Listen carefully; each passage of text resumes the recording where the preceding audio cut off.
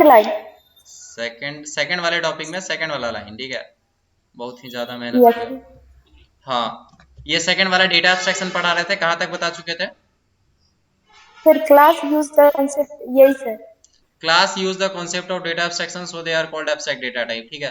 तो इसको abstract data type क्यों बोला जाता है? क्योंकि जो जैसे एब्स्ट्रैक्ट डेटा टाइप हम लोग डेटा स्ट्रक्चर्स में पढ़े थे, एक सेकंड रिकॉर्डिंग ऑन करते हैं,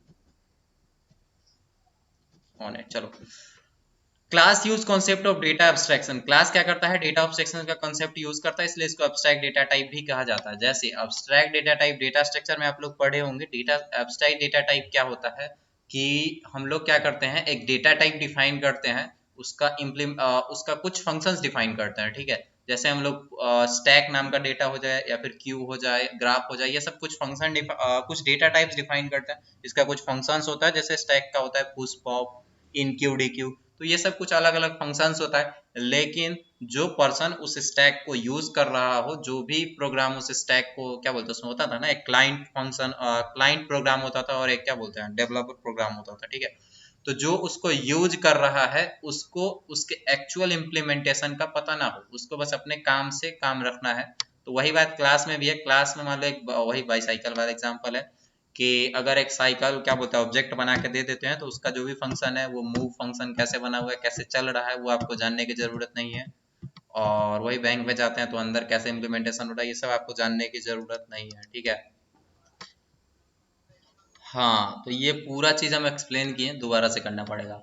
इट कम्स पॉलीमोफिज्म, पॉलीमोफिज्म क्या होता है? It comes from Greek word poly, means poly मतलब क्या होता है, जैसे आप केमिस्ट्री में पढ़े थे ना पॉलीमर्स, ठीक है। तो पॉलीमर्स का हिंदी क्या होता है, कुछ होता होगा। और उसके बाद पॉली मतलब ऐसा समझ लीजिए बहुत सारे, ठीक है। और मॉर्फिज्म मतलब मीनिंग, मीन्स यानी कि उसके बहुत सारे मतलब, यानी एक ही बात के बहुत सारे मतलब। जैसे कि एक हम फंक्शन ओवरलोडिंग के केस में देखते थे, एक सम नाम का फंक्शन डिफाइन करते थे, उसी के नीचे एक और सम नाम का फंक्शन डिफाइन करते थे। इसमें दो आर्ग्यूमेंट देते थे, इसमें तीन आर्ग्यूमेंट देते थे, इसका इम्प्लीमेंटेशन कुछ और होता था, ये दो नंबर को ऐड करता था, उसके बाद जो नीचे वाला होता था उसका इम्प्लीमेंटेशन अलग होता था, उसमें तीन नंबर्स को हम लोग ऐड कर देते हैं। इम्प्लीमेंटेशन यानी कि उसको प्रोग्राम या फिर फंक्शन को काम करने का तरीका, ठीक है। आई मेनी फॉर्म्स यानी कि बहुत सारे फॉर्म्स हो सकते हैं एक ही चीज के। It means ability to take more than one form, ठीक है, ये एक मिसटाइप है। इसका मतलब क्या होता है? एक से ज्यादा अलग अलग रूप लेने का फंक्शन, ठीक है। बहुरूपी जिसको कहते हैं ना, उसको बोल सकते हैं बहरूपिया, जो बोलते हैं शायद, वो बोल सकते हैं। अलग अलग काम करता हो, ठीक है, सेम नाम का है लेकिन काम अलग अलग करता हो। For example an operation have different behaviour in different instances, ठीक है। एक ही ऑपरेशन अलग अलग बिहेवियर दिखा सकता है अलग अलग इंस्टेंसेस पे। जैसे मान लो एक कॉम्प्लेक्स क्लास है, ठीक है। कॉम्प्लेक्स क्लास के अंदर एक प्लस नाम का ऑपरेटर डिफाइन है, ठीक है। सॉरी, एक प्लस नाम का ऑपरेटर हम लोग ओवरलोड कर सकते हैं। तो वो कॉम्प्लेक्स क्लास का अगर कोई ऑब्जेक्ट बनेगा तो वो दो कॉम्प्लेक्स नंबर को ऐड कर सकता है, ठीक है। वो प्लस ऑब्जेक्ट उस क्लास के कॉन्टेक्स्ट में दो कॉम्प्लेक्स नंबर को ऐड करेगा। लेकिन सेम ही ऑपरेटर को हम एक पॉइंट नाम का क्लास इधर में डिफाइन कर दें, ठीक है, उसमें दो कोऑर्डिनेट्स को हम ऐड करना चाहें, जैसे एक्स वाई कोऑर्डिनेट होता है एक पॉइंट के लिए, दूसरे पॉइंट के लिए x2 y2 होता है, ठीक है। तो इन दोनों को ऐड किया जाए तो सेम प्लस को हम लोग ओवरलोड कर सकते हैं, यहाँ पे ये दो पॉइंट्स को भी ऐड कर पाए, और यहाँ पे कॉम्प्लेक्स नंबर यानी दो कॉम्प्लेक्स नंबर जिसका जो भी रियल और इमेजिनरी वाला पार्ट है वो दोनों को ऐड कर पाए, ठीक है। यही चीज ऑपरेटर ओवरलोडिंग है। आप आगे पढ़ सकते हो डिटेल में, या फिर पहले हम डिस्कस कर चुके हैं, रिकॉर्डिंग चेकआउट कर सकते हो। आवाज आ रही है आदित्य? एनीबडी कंफर्म कर दीजिए, हम आदित्य का नाम ले रहे हैं तो ऐसा नहीं कि हाँ हाँ। चलिए आदित्य ही कंफर्म करिए, जरूरी नहीं है, एक एक पॉइंट के बाद हम चेक कर लिया करेंगे। The behaviour depends on the type of data used in the operation. Behaviour किस बात पे डिपेंड करता है कि जो टाइप डेटा में जो भी डेटा का जो सा टाइप ऑपरेशन में यूज किया गया। जैसे कॉम्प्लेक्स नंबर के केस में दो कॉम्प्लेक्स नंबर अगर उसको दिया जाएगा तो दो कॉम्प्लेक्स नंबर को ऐड कर देगा, उसके रियल और इमेजिनरी वाले पार्ट को ऐड करके रिजल्ट कॉम्प्लेक्स नंबर रिटर्न कर देगा, ठीक है। लेकिन सेम कॉन्टेक्स्ट में अगर उसको दो डेटा दे दिया जाए, जैसे कि मान लीजिए एक पॉइंट दे दिया जाए और दूसरा पॉइंट दे दिया जाए, दोनों को बोल दिया जाए ऐड कर दो, ठीक है। तो दोनों को ऐड करने के लिए वो क्या करेगा कि दोनों का एक्स कोऑर्डिनेट वाई कोऑर्डिनेट को ऐड कर देगा और एक पॉइंट ही रिटर्न कर देगा, ठीक है। इसी को अगर फंक्शन ओवरलोडिंग के केस में देखें तो मान लीजिए एक सम फंक्शन डिफाइंड है, दूसरा फंक्शन सम फंक्शन डिफाइंड है। तो एक क्या करता है, एक दो इंटीजर डेटा लेता है जो कि दो तीन या चार पाँच छः सात आठ कोई दो नंबर्स को ऐड करता हो। दूसरा वाला क्या करता है, सम नाम का फंक्शन ही है लेकिन दो फ्लोट टाइप का फंक्शन लेता है। फ्लोट मतलब समझते हैं जो कि फ्लोटिंग पॉइंट वैल्यूज यानी डेसिमल दशमलव वाले वैल्यूज को लेता है और उन दोनों को ऐड करके दशमलव वाला वैल्यू ही रिजल्ट में भेज देता है। ठीक है, तो ये हो गया फंक्शन ओवरलोडिंग और ये हो गया ऑपरेटर ओवरलोडिंग। दोनों हम डिस्कस कर लिए, ज्यादा डिटेल में डिस्कस करने की जरूरत नहीं है। फंक्शन ओवरलोडिंग मतलब सेम नाम का फंक्शन, अलग अलग आर्ग्यूमेंट, अलग अलग इम्प्लीमेंटेशन। ऑपरेटर ओवरलोडिंग में क्या होता है कि अच्छा ऐसा लग रहा है सबको कि हम खुद थोड़ा तेज तेज बोल रहे हैं, प्लीज कंफर्म कीजिए बाकी लोग। ऐसा लग रहा है कि हम थोड़ा तेज तेज बोल रहे हैं, हमको ऐसा अभी रियलाइज हुआ कि हम बहुत तेज तेज बोल रहे हैं। Yes sir. नहीं, चलिए, हमको ऐसा लगा कि हम तेज तेज कुछ बोल रहे हैं। ठीक है, जिनको पता ना हो उनके लिए थोड़ी प्रॉब्लम हो सकती है। जो लोग पहले से ये पढ़ चुके हैं उनके लिए बहुत क्विक रिवीजन है। ठीक है, ऐसा नहीं है कि उनको तेज लग रहा होगा। Function overloading, operator overloading discuss कर लिए। ऑपरेटर ओवरलोडिंग में क्या होता है, एक ही ऑपरेटर को अलग अलग फीचर दिया जाता है। जैसे प्लस को ही हम कॉम्प्लेक्स के लिए भी ऐड करा सकते हैं, दो पॉइंट्स के लिए भी ऐड करा सकते हैं। दोनों प्रोग्राम शायद हम कंसिडर कर चुके हैं, ये वाला तो कॉम्प्लेक्स वाला कर ही चुके हैं, पॉइंट वाला नहीं कर चुके। ठीक है, और ये विजुअलाइज करने का ट्राई कर रहे हैं लेजर के थ्रू। ठीक है, तो आपको शायद अगर आपका दिमाग पहले से पढ़ा हुआ है तो आपके दिमाग में एग्जैक्टली बस जाएगा कि हम कॉम्प्लेक्स प्रोग्राम किसकी बात कर रहे हैं। ठीक है, ये हम हाईलाइट नहीं किए, हमारी गलती है, इसको हाईलाइट करना चाहिए, कोई बात नहीं है, हम कोशिश करेंगे ऐसे एक्सप्लेन करने का। ठीक है, फोर्थ पॉइंट है इनहेरिटेंस, जिसको हम बहुत ब्यूटीफुली डिस्कस कर चुके हैं, दो बार डिस्कस किए हैं, अलग अलग एग्जांपल दिए हैं। 5 टाइप के इनहेरिटेंस होते हैं, पांचों हम डिस्कस कर चुके हैं। ठीक है, अब एक्चुअल में इसका लॉजिक देखते हैं क्या है। इनहेरिटेंस शायद कुछ नया जानने को मिले। Inheritance is the process of by inheritance is the process by which one object can acquire the properties of another.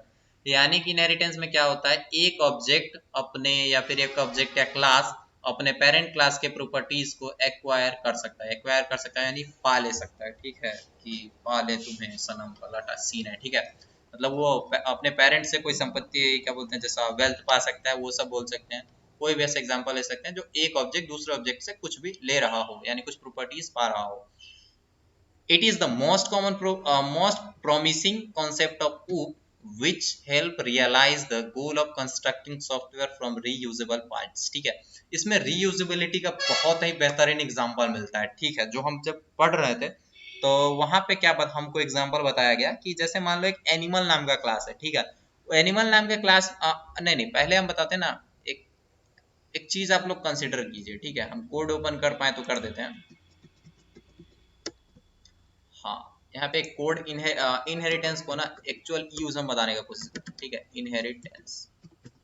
अच्छा, इनहेरिटेंस का एग्जांपल ना उस स्पेलिंग हम उस दिन सही लिख रहे थे। ठीक है, तो कोई हमसे ऐसा सही कराने के चक्कर में गलत करा दिया, जो कि हम पहले लिखे थे वो इनहेरिटेंस वाला ही सही था, टी है। ठीक है, और इनहेरिटेंस में मान लो ना एक क्लास है। ठीक है, एक क्लास है डॉग नाम का, एग्जाम्पल आप देखते जान रहे। ठीक है, डॉग नाम के क्लास में ना मान लो कुछ मेथड्स हैं और कुछ वेरिएबल्स हैं। ठीक है, कुछ मेथड्स हैं और कुछ वेरिएबल्स हैं। ठीक है, तो ये सब टोटल कितना हुआ, 1500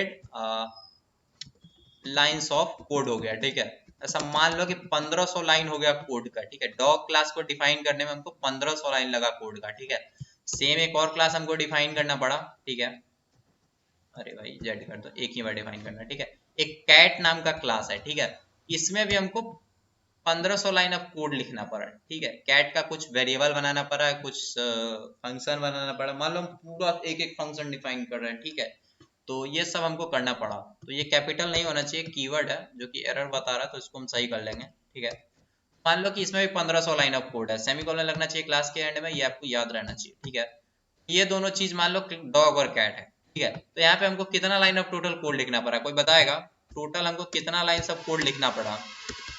3000 लिखना पड़ा कि नहीं? हेलो, आवाज आ रही है हमारी? लगता है गया। है आवाज है। चलो, हम यही बताना चाह रहे हैं कि डॉग नाम का क्लास है, कैट नाम का क्लास है, दोनों को अगर ऐड कर दे तो 3000 लाइंस ऑफ कोड लिखना पड़ रहा है, जो कि इसमें 1500 है, इसमें 1500 है। सिंपल एडिशन था, एडिशन भी नहीं बोल रहे, मतलब आप लोग चाह रहे हैं कि हम ही ज्यादा बोले। ठीक है, तो अब देखते हैं इनहेरिटेंस के केस में हम इसको कैसे कम कर सकते हैं, कैसे कम कर सकते हैं। ठीक है, तो मान लो यहाँ पे हम अच्छा एक चीज पहले इसको इनहेरिटेंस के घोषणा से पहले हम बता देना कि यहाँ पे जो 1000 लाइंस ऑफ कोड है ना, इस 1500 लाइंस में इस 1500 लाइंस में ना 1000 लाइन वही है, 1000 लाइंस जो है ना, lines are common from dog class. ठीक है, जो डॉग क्लास के मेथड्स है ना, जैसे कि मान लो कुछ बेसिक्स जो कि हर एनिमल में होते हैं। ठीक है, तो जो डॉग में है वो कैट के पास भी वो सेम फीचर्स। ठीक है, और यहाँ पे क्या लिख सकते हैं, कैट वाला। ठीक है, एक और अगर एग्जांपल है रियल लाइफ, तो शायद आप रिलेट कर पाए या फिर इससे भी समझ में आ जाएगा। ठीक है, तो इसमें क्या करते हैं, 1000 लाइंस ऑफ कोड है जो कि रिपीटेड है, और 500 लाइंस क्या है,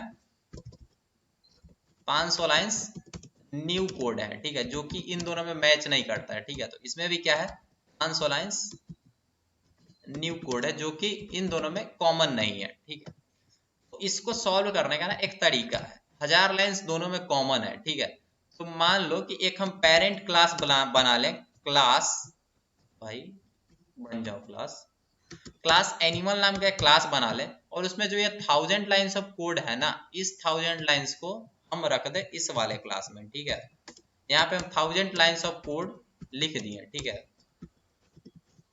of code, 1000 lines of code हम इस एनिमल क्लास में लिख दिए, और नीचे हम एक क्लास डिफाइन किए डॉग नाम का। ठीक है, इससे बेस्ट इनहेरिटेंस का एग्जांपल हमारे हिसाब से नहीं हो सकता, लेकिन इससे आपको समझ में आ जाएगा। ठीक है, तो डॉग वाले क्लास में हम क्या करते हैं कि ये 500 सबसे पहले डॉग क्लास को हम क्या करते हैं ना कि हमको डॉग क्लास में क्या क्या चाहिए, ये 1000 लाइंस ऑफ कोड भी चाहिए, और ये 500 लाइंस ऑफ कोड भी चाहिए। ठीक है, 500 लाइन कोड से मतलब है कुछ वेरिएबल्स और फंक्शंस, ये चीज आपको क्लियर होना चाहिए। तो इस डॉग वाले क्लास में हम क्या करते हैं, इस डॉग क्लास को ना हम एनिमल वाले क्लास से पब्लिकली इनहेरिट करवा देते हैं। ठीक है, एनिमल, यहाँ पे इनहेरिटेंस का यही सिंटेक्स है। और तो यहाँ पे ये 1000 लाइंस ऑफ कोड जो है आ गया कि नहीं आ गया, सबको लोग पहले बताइए कि ये आया कि नहीं आया। इनहेरिटेंस का कॉन्सेप्ट अगर आपको पता हो तो पेरेंट क्लास में जो भी चीजें हैं, जो भी कोड्स है, वेरिएबल्स हैं, ऐसा मान लीजिए कि ये सब अभी पब्लिक है। ठीक है, कुछ भी प्राइवेट प्रोटेक्टेड वाला सीन नहीं है, हम बस रीयूजेबिलिटी को एक्सप्लेन कर रहे हैं या फिर इनहेरिटेंस के थ्रू। यहाँ पे 1000 लाइंस ऑफ कोड आ गया। ठीक है, तो 1000 लाइंस ऑफ कोड तो हम लोग को लिखा लिखा मिल गया, कुछ लिखने का जरूरत हुआ नहीं, तो यहाँ पे 500 लाइंस हम लोग न्यू कोड लिख लिए। ठीक है, जो कि डॉग से स्पेसिफिक होता है, मान लो जैसे बार्क करना, या फिर हाँ, इसका एक एग्जांपल देखें ना, तो इसमें एक ईट नाम का फंक्शन हो सकता है। ठीक है, खाना खाने वाला। ठीक है, इसमें मान लो कि 200-300 लाइन कोड था। ठीक है, ईट नाम का फंक्शन हो सकता है, अच्छा यहाँ पे इम्प्लीमेंटेशन लगा देगा, सही रहेगा। ईट नाम का एक फंक्शन डिफाइन हो सकता है, मान लो वॉइड रहने देता है भाई, सिंटैक्स ज्यादा हमको ध्यान नहीं देना।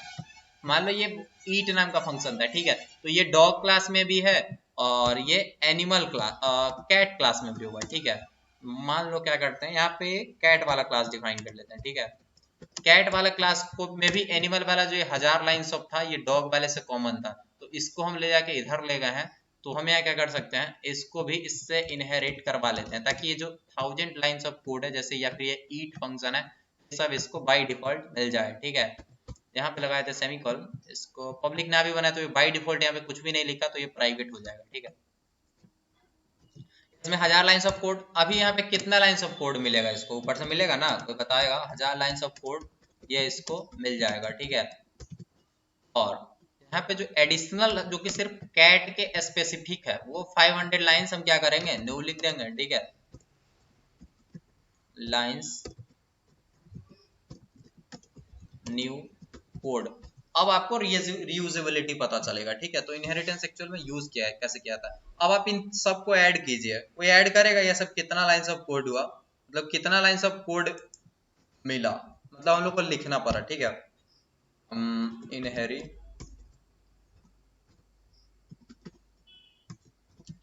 कोई बताएगा कितना लाइंस ऑफ कोड हमको लिखना पड़ा, अरे भाई बताओ 4000।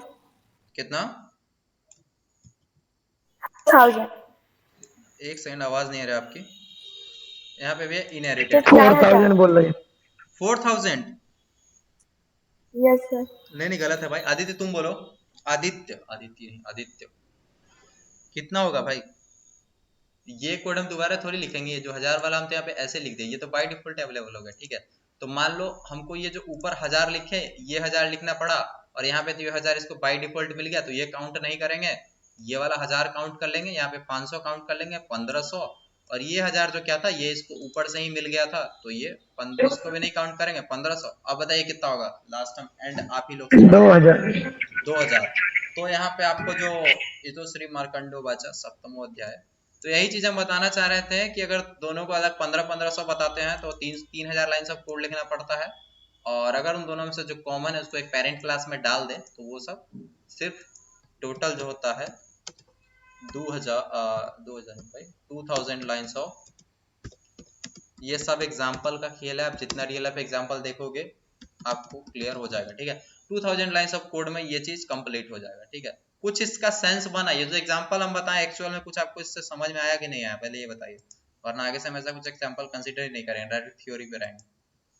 यस टाइप कीजिए अगर आपको कुछ इससे सेंस बना हो, कुछ समझ में आया हो कि क्या एक्चुअल में इनहेरिटेंस का यूज है। अगर यस टाइप कीजिएगा तो हम आगे बढ़ेंगे, ऐसा एग्जांपल और कंसीडर करेंगे, वरना जैसे थ्योरी चल रहा है वैसे चलता रहेगा, ठीक है। यस या नो जल्दी जल्दी टाइप कीजिए, टाइम बहुत कम है, हम एक्चुअल में टाइम से लेट है और कंप्लीट भी करना है, ठीक है। प्रदीप्त यस, एनीबॉडी एल्स? कोई बात नहीं, चलिए लिखते रहिए तब तक। हम कहाँ गया भाई, ऑन है, चलो तुम भी ऑन हो। तो इनहेरिटेंस को डिस्कस करना है। It is the most promising concept of OOPs which help realise the goal of constructing software from reusable part. तो यहीं पे हम रीयूजेबल पार्ट यानी कि जो डॉग का जो एनिमल क्लास का जो 1000 लाइन्स ऑफ कोड था वो डॉग वाले में वाले में भी यूज कर पा रहे थे और कैट वाले में भी यूज कर पा रहे थे, ठीक है। तो यही रीयूजेबल पार्ट वाला बात था, rather than hand coding every system from scratch. तो यहीं पे ये रेदर देन की मतलब ऐसा नहीं हो कि हम लोग दोबारा से फिर डॉग वाला चीजों को ही लिख रहे हैं और दोबारा से कैट वाले चीजों को ही 1000 लाइन्स ऑफ कोड वो डॉग वाले में भी लिख रहा है और कैट वाले में भी लिख रहा है। तो हमको ऐसा लगे नहीं कि 1000 कोड ये ईट नाम का फंक्शन तो इसमें भी लिखे इसमें भी लिखे, दोनों में लिखना पड़ रहा है, क्या बात हुआ, बकवास चीज है, ठीक है। तो वही चीज आपको देखना पड़ेगा, यही चीज इनहेरिटेंस का यूज करना होता है यहाँ पे। Inheritance not only supports reuse across systems but also directly facilitates the extensibility within a system, ठीक है। तो ये क्या करता है, रीयूज ही नहीं सपोर्ट करता, जैसे कि मान लो कोड रीयूजेबिलिटी नहीं देखता है, but also directly facilitates extensibility with in a system. इसमें क्या कर सकते हैं हम लोग, एक्सटेंसिबिलिटी ला सकते हैं। जैसे मान लो कि एक डॉग नाम का क्लास है, ठीक है, तो हम लोग डॉग नाम के क्लास से ना एक नया क्लास इनहेरिट करवा सकते हैं। मान लीजिए डॉग का कोई एक स्पेसिफिक ब्रीड है, जैसे कि क्या होता है डॉग का, किसी को कोई ब्रीड पता है, पोमेरियन होता है या और क्या क्या डॉग का कोई हमको पता नहीं है। मान लो एक एक्स करके मान लो या फिर पोमेरियन मान लो, वो एक ब्रीड होता है, ठीक है। तो उसमें क्या होता है, डॉग के अलावा कुछ एडिशनल फीचर्स हो सकता है, ठीक है। तो अगर हम लोग उस पोमेरियन के लिए कोड लिखना चाहें तो हम लोग डॉग क्लास से इनहेरिट करवा सकते हैं, एक्सटेंड करा सकते हैं, ठीक है। तो एक्सटेंड, अच्छा एक्सटेंड के बारे में एक सीन हम बता दें, चूंकि हम जावा के फैन हैं। तो जावा में जो इनहेरिटेंस किया जाता है वो यहाँ पे कॉलन लगा किया जाता है, वहाँ पे एक्सटेंड्स करके लिखा जाता है, ठीक है। Class base derived x tends class base, ठीक है, ऐसे करके। तो यहाँ पे एक्सटेंसिवली का मतलब है कि वो जो पहले से कोड लिखा हुआ है उसी को एक्सटेंड किया जाता है, यानी कि उतना लाइन ऑफ कोड को इनहेरिट करके मंगवा लिया जाता है और जो भी एडिशनल लिखना होता है उसको लिख दिया जाता है, ठीक है। इनहेरिटेंस का world with programming sorry with polymorphism and dynamic binding minimizes the amount of existing code to be modified while enhancing a system, ठीक है। तो इनहेरिटेंस अगर पॉलीमॉर्फिज्म के साथ मिल जाए तो and dynamic binding minimises the amount of existing code to be modified while enhancing system, ठीक है। इसमें क्या करता है, इनहेरिटेंस अगर पॉलीमॉर्फिज्म के साथ मिलके और डायनामिक बाइंडिंग, इन तीनों ये तीनों प्रॉपर्टीज होते हैं एक साथ मिलके कोड को या फिर सिस्टम को मॉडिफाई करना इजी बना देते हैं, ठीक है। जैसे कि क्या कर सकते हैं, मान लीजिए कोई एग्जिस्टिंग कोड लिखा हुआ है, ठीक है। एग्जाम्पल वही लेते हैं, कहाँ पर कुछ और एग्जाम्पल आसपास दिख नहीं रहा, वही बाईसाइकिल वाला एग्जाम्पल लेते हैं या फिर फैन वाला, ठीक है। उसके कुछ पहले से लाइंस ऑफ कोड लिखा गया है, अगर उसमें कुछ चेंज करना होगा तो अगर मान लीजिए एक ही बाईसाइकिल का क्लास है, ठीक है, उससे अलग अलग क्लास इनहेरिट हो रहा है, एक बाईसाइकिल नाम का क्लास है और उससे अलग अलग क्लास इनहेरिट हो रहा है। तो अगर मान लीजिए हमको तीनों जो इनहेरिटेड क्लास है ना, जो चाइल्ड क्लास है, उन सब में कुछ चेंज करना है, ठीक है, तो हम लोग सिर्फ ऊपर वाले क्लास में चेंज कर सकते हैं।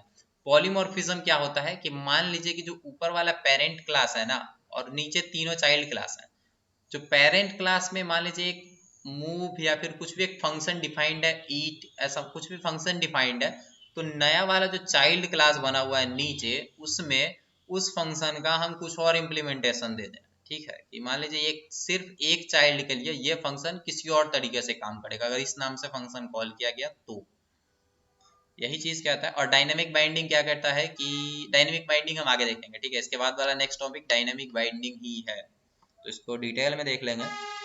When the class child inherits, ये नोमेनक्लेचर यानी किसको क्या नाम बोला जाता है ये चीज इंपॉर्टेंट है, यहाँ पे हाईलाइट करना चाहिए था। When the child class inherits the class parent, जब एक चाइल्ड क्लास एक पेरेंट क्लास को इनहेरिट करता है यानी पेरेंट क्लास से सारे प्रॉपर्टीज को लेता है, the child class is referred to derived class. Child class को क्या कहते हैं, डिराइव्ड क्लास भी बोलते हैं या फिर ब्रैकेट में लिखा हुआ सब क्लास भी बोलते हैं। आदित्य माई कौन है, आदित्य या फिर एनीबॉडी? हाँ हाँ चलिए, थैंक यू। है। And the class parent as base class, जो पेरेंट क्लास होता है ना उसको बेस क्लास भी कहा जाता है, ठीक है, या फिर सुपर क्लास भी कहा जाता है। ये जावा का सिंटेक्स है, सब क्लास या सुपर क्लास पढ़ाया इसमें भी जाता है, ठीक है, ताकि आपका ऊप्स का कॉन्सेप्ट क्लियर है। लैंग्वेज कोई भी पढ़े इससे फर्क नहीं पड़ना चाहिए। In the case the child class has two parts. अब यहाँ पे ये चीज आपको पता होना चाहिए, ये चाइल्ड क्लास जो होता है ना इसके इनहेरिटेंस के केस में ये इंपॉर्टेंट पार्ट है। ये लास्ट वाला जो 3 लाइन है ये थ्योरी नहीं है, ये कॉन्सेप्ट है, आपको समझना चाहिए। इन दिस केस, ध्यान सबका ज्यादा थोड़ा सा 10% और बढ़ा लीजिए, ठीक है। In this case the child class child has two parts, एक डिराइव्ड पार्ट होता है और एक इंक्रीमेंटल पार्ट होता है, ठीक है। डिराइव्ड पार्ट क्या होता है, इनहेरिटेड फ्रॉम पेरेंट, यानी जो भी पेरेंट से उसको मिला उसको बोलते हैं डिराइव्ड पार्ट, ठीक है। और उसको क्या बोलते हैं, इंक्रीमेंटल पार्ट, यानी जो नया लाइन ऑफ कोड लिखा गया उसको बोलते हैं इंक्रीमेंटल पार्ट, ठीक है। तो अभी हम पूछना चाहते हैं, अगर कोई बताएगा तो बताए कि ये जो डॉग वाला पार्ट है ना इसमें कितना लाइन इंक्रीमेंटल पार्ट है और कितना लाइन डिराइव्ड पार्ट है। एनीबॉडी कंफर्म कीजिए, हमारा बोलते बोलते ऐसा गला बैठ रहा है, ठीक है। इसमें कितना लाइंस ऑफ कोड इंक्रीमेंटल है और कितना लाइंस ऑफ कोड जो डिराइव्ड पार्ट है। अनम्यूट करके बोलिए, चैट सब नहीं चाहिए। एक है, बोलिए।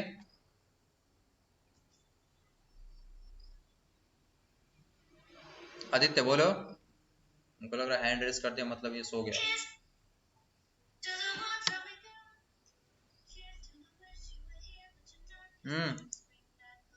चलिए हम ही बता देते हैं, ठीक है। इसमें जो 1000 लाइन डिराइव्ड है। 1000 लाइन वाला है ना ये डिराइव्ड पार्ट है, यानी कि इसको ऊपर से मिला, ठीक है। और ये वाला क्या हुआ, ये वाला हो गया इंक्रीमेंटल, यानी कि 500 कुछ नया हम लोग ऐड किए, ठीक है। तो इसको एक और एग्जांपल हम देखें, मान लीजिए हम एक क्लास सी लैंग्वेज नाम का बनाए हुए, ठीक है, एक क्लास सी लैंग्वेज का बना दिए, ठीक है। और उसी के नीचे यहाँ पे सेमीकोलन लगा दे, ठीक है। इसमें कुछ प्रॉपर्टीज था, कुछ और फीचर्स था, ठीक है। सी लैंग्वेज जैसे हम लोग फीचर्स पढ़े, बहुत सारा फीचर्स था। एक सी प्लस प्लस नाम का क्लास बना रहे हैं, ठीक है, इसको सी से एक्सटेंड करा रहे हैं, ठीक है। यानी सी क्लास का सारा प्रॉपर्टी तो इसमें आएगा ही, यानी कि डिराइव्ड वाला part, all the features of C language, ठीक है। सी लैंग्वेज के तो सारे फीचर आएंगे ही, और साथ में कुछ इसमें इंक्रीमेंटल पार्ट आएगा। इंक्रीमेंटल पार्ट क्या होता है सी लैंग्वेज, सी प्लस प्लस में, जो कि होता है ऑब्जेक्ट, यहाँ पे ज्यादा नहीं लिखेंगे, उप्स लिख दो ना। ऑब्जेक्ट ओरिएंटेड प्रोग्रामिंग, ठीक है, ऊप, ठीक है। और क्लियर है, चलते हैं जल्दी जल्दी नेक्स्ट स्लाइड को खत्म करते हैं, ठीक है। यही पार्ट था कि डिराइव्ड वाला पार्ट और इंक्रीमेंटल वाला पार्ट। ये कैट वाले में कोई बता सकते हैं, आदित्य तुम मत बोलना, अगर कोई बताना चाहे तो ये कैट वाले क्लास में बताइए कौन सा वाला डिराइव्ड पार्ट है और कौन सा वाला इंक्रीमेंटल पार्ट है। Anybody please confirm. Sir thousands of line inheritance है और फिर से सर 500 लाइन सर डिराइव किया गया है। ये क्या है, पहला वाला बोलिएगा। सर इसको इनहेरिटेंस किया गया है। इसको इंक्रीमेंटल बोलेंगे सर इनहेरिटेंस। एक सेकंड, चैट में टाइप कर दिया, आपकी वॉइस शायद क्लियर नहीं है। चैट खुल गया, बोलिए कौन बोल रहे थे पहले ये बताइए। चैट में टाइप कीजिए, हम चेक कर रहे हैं। हाँ चैट में बोलिए, चैट में पहले वाले में क्या लिखेंगे। ये जो पहला वाला था 1000 लाइन्स ऑफ कोड, इसको क्या लिखेंगे, आई, या फिर डिराइव के लिए डी लिख दीजिए और इंक्रीमेंटल के लिए आई लिख दीजिए, काफी है, समझ जाएंगे। 1000 डिराइव्ड वाला है, ठीक है, हाँ सही लिख दिया। चलिए 1000 क्या है, ये डिराइव्ड वाला पार्ट है, जैसे कि उसमें था सिमिलर इसमें भी है। ये डिराइव किससे हो रहा है, एनिमल नाम के क्लास से, ठीक है। और ये इंक्रीमेंटल पार्ट क्या हुआ, जो नया चाइल्ड के लिए हम लोग ऐड किए। आ गया भाई, कॉपी पेस्ट हो जाओ। ये चीज हम ग्रुप में शेयर कर देंगे आज। चलिए इंक्रीमेंटल पार्ट ये भी कंप्लीट हुआ, ठीक है। एग्जाम्पल का इसमें ज्यादा मोर एम्फेसिस करने का जरूरत नहीं है। फोर्थ नंबर भी खत्म हो गया, पांचवा छठा देखेंगे उसके बाद खत्म क्लास, ठीक है। डायनेमिक बाइंडिंग, डायनेमिक बाइंडिंग क्या होता है, binding refers to linking the procedure call to the code to be executed in response to call. Binding का सिंपल सा मतलब होता है ना कि किस फंक्शन के कॉल पे मतलब कौन सा फंक्शन कॉल किया, किस कोई फंक्शन कॉल किया जाएगा तो कौन सा कोड एग्जीक्यूट होगा। जैसे मान लीजिए सेम नाम का दो फंक्शन है, ठीक है, तो उन दोनों में कौन सा एग्जीक्यूट होगा, यही चीज बाइंडिंग होता है, ठीक है। मतलब कि कंपाइलर जो होता है उनको बाइंड करता है कि अगर मान लीजिए सम नाम का दो फंक्शन है, तो अगर सम नाम का फंक्शन कॉल हुआ तो कौन सा कॉल होगा, तो ये कंपाइलर कैसे करता है पता है, ठीक है। शायद हम एक एग्जांपल बता पाए। अगर मान लीजिए सम नाम का ही दो फंक्शन है ना, जैसे मान लीजिए इंट इंट सम एक फंक्शन है, ठीक है, उसमें एक इंट ए लिया जा रहा है और इंट बी लिया जा रहा है, ठीक है, और उसको साथ में एक और फंक्शन है फ्लोट करके, ठीक है, वो भी सम नाम का ही फंक्शन है, ठीक है। भाई सही हो जाओ, कोड आज नहीं लिखे इसको, जैसे हमको लग रहा है टाइपिंग थोड़ा प्रॉब्लम है, ठीक है। फ्लोट ए करके एक इनपुट लिया जा रहा है, सॉरी आर्ग्यूमेंट लिया जा रहा है, और बी लिया जा रहा है, और दोनों को ऐड कर दिया जा रहा है। रिटर्न में बस ए प्लस बी रिटर्न लिखना है, ठीक है। ये सब आप लिख सकते हो, सिंटैक्स का पार्ट है, ये सब कोडिंग आपको बताने की जरूरत नहीं है, ठीक है। ये सब आप खुद ही बहुत ज्यादा एक्सपर्ट हो चुके हो। हाँ, यहाँ पे रिटर्न ए भी कर दिया जाएगा, और यहीं पे अब यहाँ पे इन दोनों में से जब सम को कॉल किया जाएगा, जब सम कहीं पे भी कॉल लगाया जाएगा, तो इन दोनों में से ये कोड एग्जीक्यूट होगा या ये कोड एग्जीक्यूट होगा, यही चीज कहलाता है बाइंडिंग। यानी कि कौन सा कोड एग्जीक्यूट होगा, यही चीज को बोलते हैं बाइंडिंग। यानी कंपाइलर बाइंड करके रखता है कि कौन सा वाले कोड को एग्जीक्यूट किया जाएगा। अब यहाँ पे डायनेमिक बाइंडिंग क्या होता है, डायनेमिक बाइंडिंग और late binding means the code associated with the given procedure call is not known until the time of call at run time.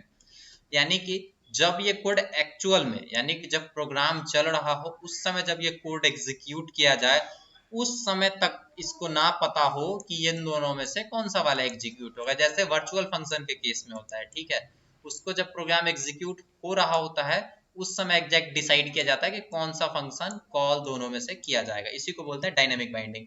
Binding मतलब कि किस फंक्शन के कॉल लगाने पे कौन सा कोड एग्जीक्यूट होगा, और डायनेमिक बाइंडिंग मतलब कि कोड जो कॉल लगाया जाएगा वो कौन सा वाला पार्ट कोड का एग्जीक्यूट होगा, ये रन टाइम तक, कॉल एट रन टाइम तक पता नहीं होता। इज नॉट नोन, यहाँ पे प्रोसीड्यूर कॉल इज है होगा यहाँ पे, ठीक है, is not known until the time of call at run time, यानी रन टाइम तक पता नहीं होना चाहिए।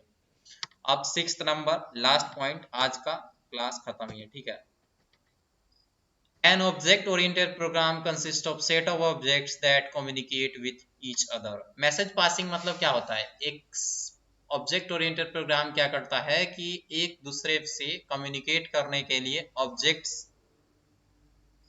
यहाँ पे ऑब्जेक्ट्स एक दूसरे से कम्युनिकेट करता है, ठीक है। यानी कि जैसे मान लीजिए क्या हो सकता है, एक एग्जांपल कुछ बताइए, हमको सोचना पड़ेगा।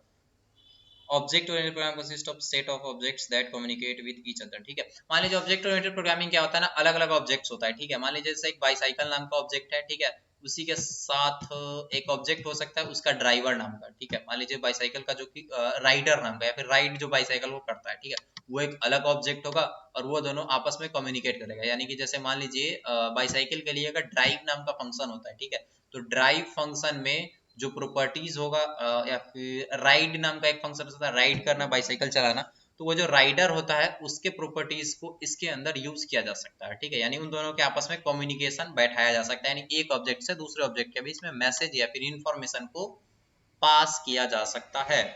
Objects communicate with each other by sending receiving information. एक ऑब्जेक्ट दूसरे ऑब्जेक्ट के साथ इंफॉर्मेशन रिसीव करता है या भेजता है। जैसे कि हम क्या बताए थे, दो क्लासेस, एक कैलकुलेटर नाम का क्लास बनाए थे और एक कॉम्प्लेक्स नाम का क्लास। जब हम कौन सा बता रहे थे,